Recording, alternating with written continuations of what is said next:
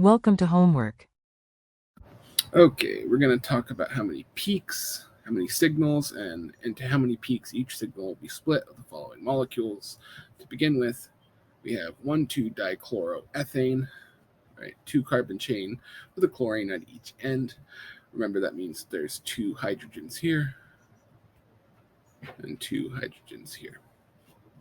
Okay, so what's unique about this molecule is that all these hydrogens are equivalent, right? This is a carbon bound to chlorine, bound to a carbon with the chlorine and 2 hydrogens. It has 2 hydrogens, meaning all of these hydrogens would be grouped together because their environments are identical, which means we would expect exactly 1 peak because we only have exactly 1 environment. So from that, and as well, because we only have 1 environment, we don't expect any splitting because you only get split by neighboring protons, which are in unique environments. Okay, so that's A. B, well, looks like we go to D next for whatever reason. It says D,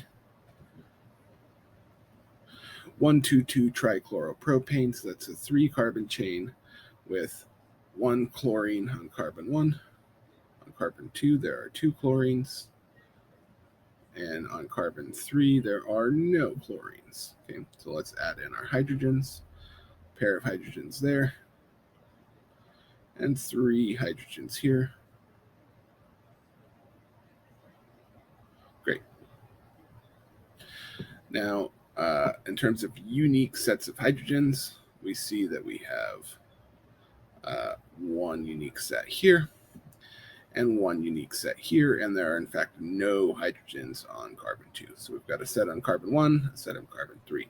So we should expect, because we have 2 unique sets of hydrogens, 2, right? We should expect 2 signals. Is there any splitting? In this case, no, because we don't have any hydrogens from different environments that are next to each other or close enough next to each other, right? In order for hydrogens to split each other, they have to be on neighboring carbons. Well, the hydrogens on this carbon aren't neighboring the hydrogens on that carbon, right? They're 2 bonds away. Okay, so 2 signals and no splitting.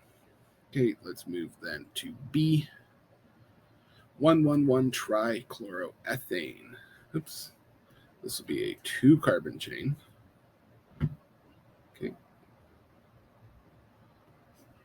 And we've got 3 chlorines on one side.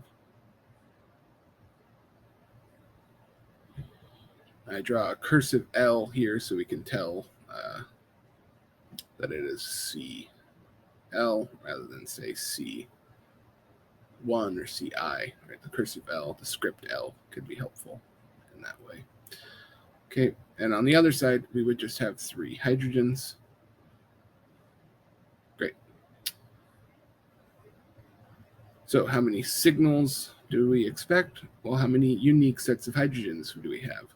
We have no hydrogens on the carbon 1 with all the chlorines. We have 3 hydrogens, all the same on carbon 2. So since we have 1 set of unique hydrogens, we expect 1 signal. Is there going to be any splitting? No, because like I said, you need to have hydrogens on a carbon that neighbor the carbon with your hydrogens. That is, I've got carbons on this hydrogen. If I go to my neighboring carbon, there's no hydrogens, which means there's no hydrogens to split, right? My hydrogens on the far carbon here. Okay, let's look at E.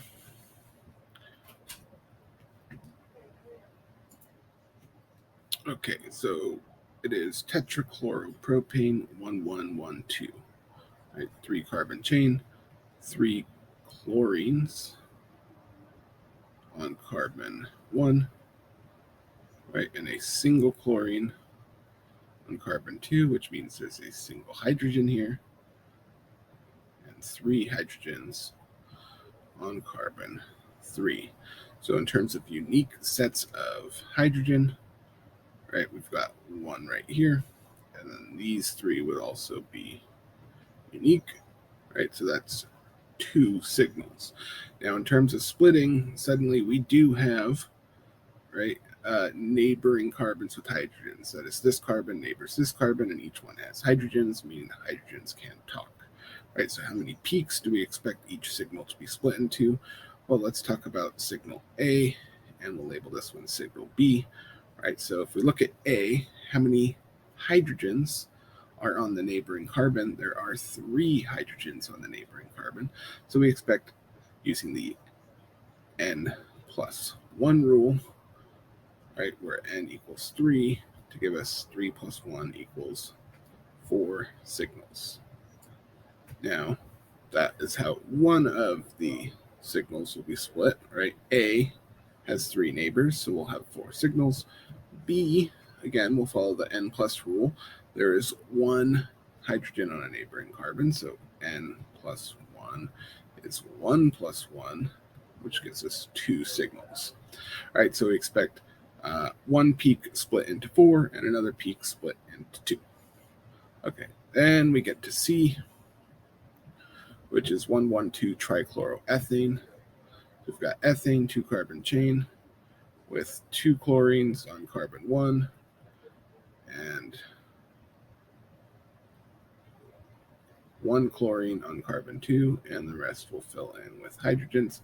How many unique sets of hydrogens do we have? Well, we've got 1 here, and we've got 2 here, which means we expect 2 signals. I'll label the one on the left A, the one on the right B, and we'll get into how many splittings or how many peaks we expect for A. Right, we'll use the n plus 1 rule. So if we're looking at A, we look to the neighbor. How many hydrogens are there total? 1, 2. All right, so n plus 1, n equals 2 in this case. 2 plus 1 equals 3. As for B, right, so we start at B and we say on our neighbor over here, that's A, how many hydrogens are there? There's 1. So we do n plus 1, or this time n equals 1. So 1 plus 1 equals 2. We should expect 2 peaks.